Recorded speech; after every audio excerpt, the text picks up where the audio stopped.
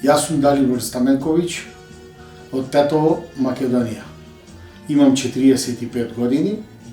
Тома Здравковиќ го колекционирам од 1995 година, а активно од 2005 година.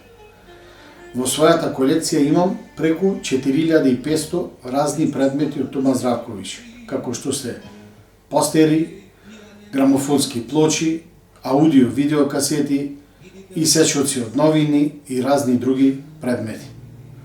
Со тоа можам да кажем дека сум најголем колекционер на Тома Здравковиќ.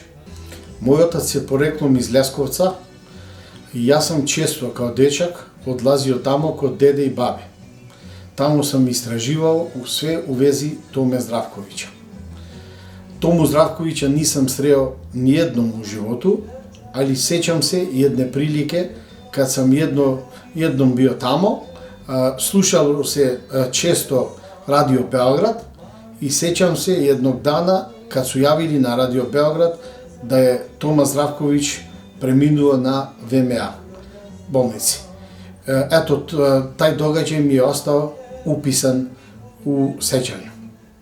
Тому Здравковиќа сви волија. Едноставно тоа е тако. Не можеш njega да не волиш. Jer и песме све што е писал, писал е из дубине души. И ти на еден или други начин пронајшеш се себе у некој од негових песама.